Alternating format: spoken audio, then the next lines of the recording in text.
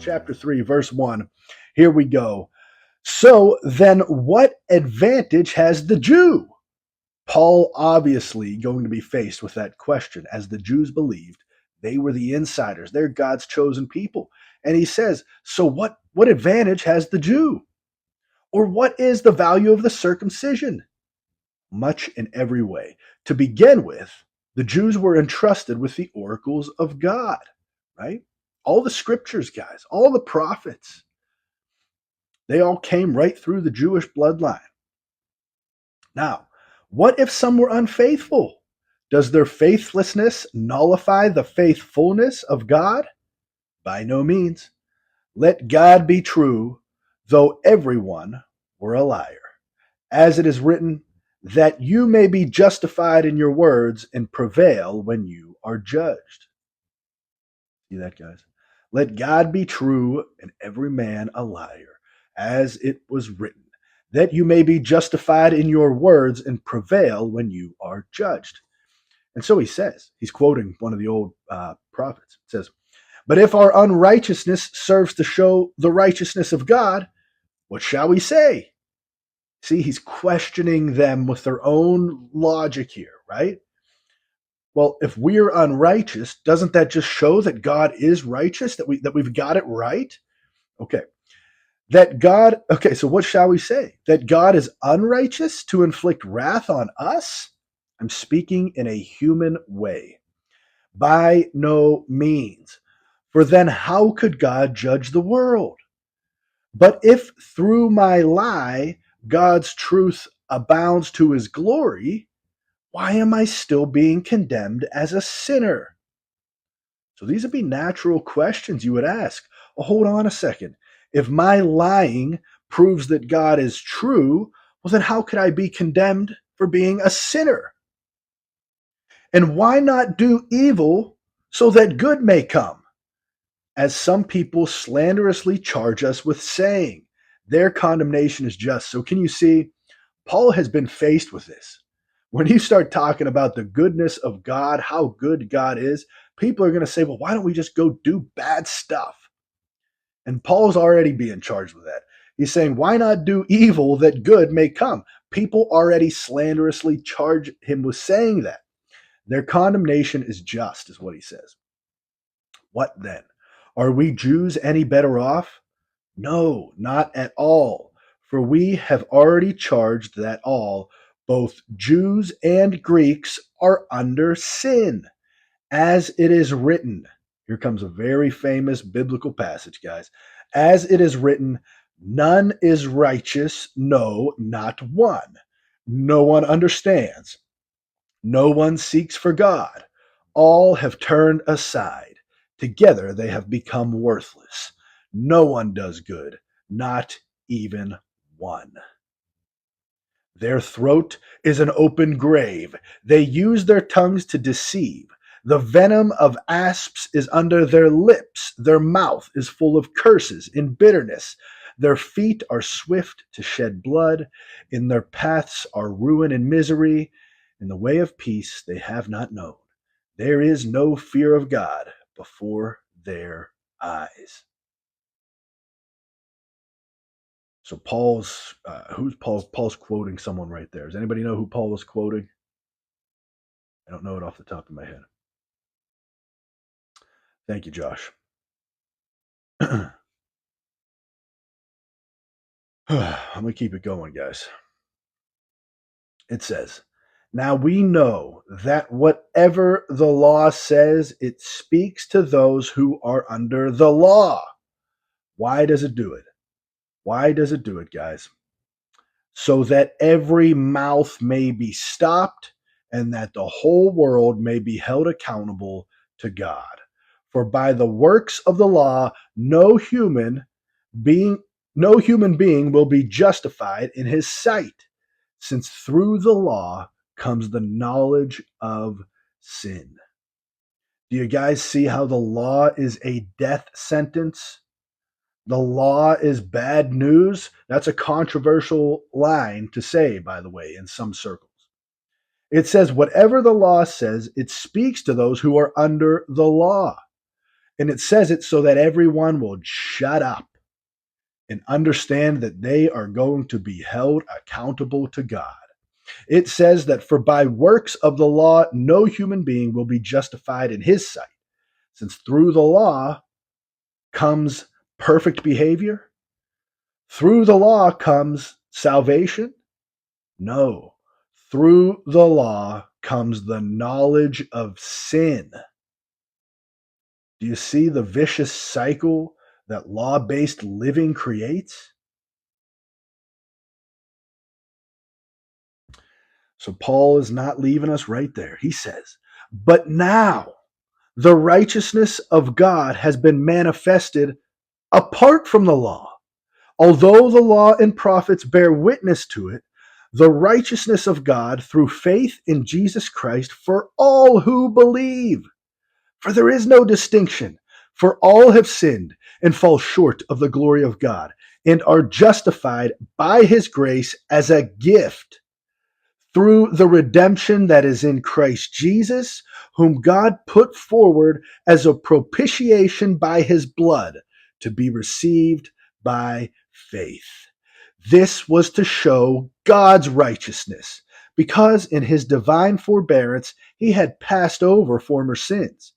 It was to show his righteousness at the present time, so that he might be just and the justifier of the one who has faith in Jesus. My goodness, guys. So do you see that Paul does not leave us hopeless? That's where that all does, where it says, all have fallen short. No one looks for God. There it is.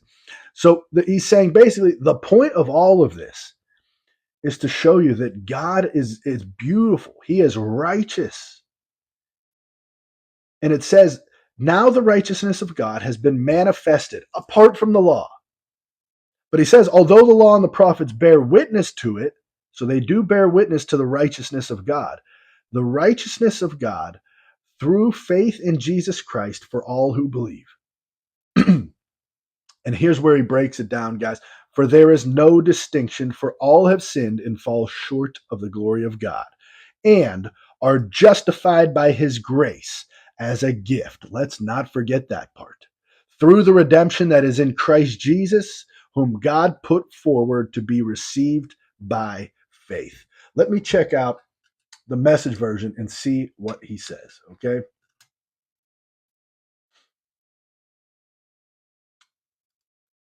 Here's what it says. This makes it clear, doesn't it, that whatever is written in the scriptures is not what God says about others, but to us, to whom these scriptures were addressed in the first place. And it's clear enough, isn't it, that we're sinners, every one of us, all in the same sinking boat with everybody else. Our involvement with God's revelation doesn't put us right with God. What it does is force us to face our complicity in everyone else's sin. So you see that, guys? All across the board, we're messing it up. We don't know the truth of our identity. We're missing the mark. The mark is made in the image of God. We're missing it. Okay, that's what it means to be a sinner, to sin. Okay, and it says, but in our time, something new has been added. What Moses and the prophets witnessed to all those years has actually happened. So all the prophets, Moses, they were all talking about this event that was going to occur. It actually happened in their time. God setting things right that we read about has become Jesus setting things right for us. And not only for us, but for everyone who believes in him, because there is no difference between us and them in this. Now, since we compiled a long and sorry record as sinners, both us and them, and proved that we're incapable of living the glorious life God wills for us, God went ahead and did it for us. So, out of sheer generosity, he puts us in the right standing with himself, a pure gift. He got us out of the mess we're in and restored us to where he always wanted us to be. And he did it by means of Jesus Christ. Wow, I love that. I love that. I'm gonna read that again in case you know, just to see. Okay, okay, since we've compiled this long and sorry record as sinners, both us and them, and proved that we are utterly incapable of living the glorious life God wills for us, so God did it for us. Out of sheer generosity, He puts us in the right standing with Himself. A pure gift. He got us out of the mess we're in and restored us to where He always wanted us to be. And He did it by means of Jesus Christ. That is so nicely put. I love that. I love that. See how sometimes the message version can give you a fuller understanding of how He did it? Out of generosity. Every single person's gone astray. God says, you know what? Okay, I'm gonna go live that perfect life for him. Okay. Anyways, so here we go. He's the just and the justifier. And isn't that amazing, guys? It's not dependent on us. It's not dependent on us. Jesus is both the just one and the one who justifies. There you go. So given that, here's what Paul says. So then what becomes of our boasting? Wait a second. What are we supposed to brag about? What are we supposed to boast about? Paul says it is excluded. By what kind of law? By a law of works? No, but by the law of faith. For we hold that one is justified by faith apart from works of the law. Or is God the God of Jews only? Is He not the God of the Gentiles also? Yes, of the Gentiles also, since God is one. Who will justify the circumcised by faith and the uncircumcised through faith? Do we then overthrow the law by this faith? By no means. On the contrary, we uphold the law. Let me talk about that in a second here, guys, but let me wrap with the message version, okay? It says, all right, so where does that leave our proud Jewish insider claims and counterclaims? Canceled? Yes, canceled. What we've learned is this: God does not respond to what we do. We respond to what God does. We finally figured it out. Our lives get in step with God and all others by letting Him set the pace, not by proudly or anxiously trying to run the parade. And where does that leave our proud Jewish claim of having a corner on God? Also canceled. God is the God of the outsider non Jew as well as the insider Jew. How could it be otherwise since there is only one God? God sets right all who welcome His action and enter into it, both those who follow our religious system and those who have never heard of our religion. But by shifting our focus from what we do to what God does, don't we cancel out all of our careful keeping of the rules and the way of God's that He's commanded? Not at all. What happens, in fact, is that by putting that entire way of life in its proper place, we confirm it. Okay. So that's an incredible way of stating it. The message nails it right there. But here's what it says. Do we then overthrow the law by this faith? Right? Do we just do away with the law and act like it's nothing? No. On the contrary, we uphold the law. So here's what you want to do: you want to make sure you understand the law for what it is. And Romans is going to break this down for us even more, but I'm going to say it in this video. The law is perfect, holy, just, and you don't want to be under it. You put yourself in the law, and you're just going to have the knowledge of sin. And you're going to be judged by the law because the law is impossible. And no one's going to be justified by the law, anyways, as we've got something way better, justified by faith. So that's what it means, guys. On the contrary, we uphold the law. We look at the law, we say it's perfect, it's holy, and thank God that I'm not under it anymore. If you're a Jew or as a Gentile, thank God I don't have to be under that. That wraps Romans chapter 3, guys.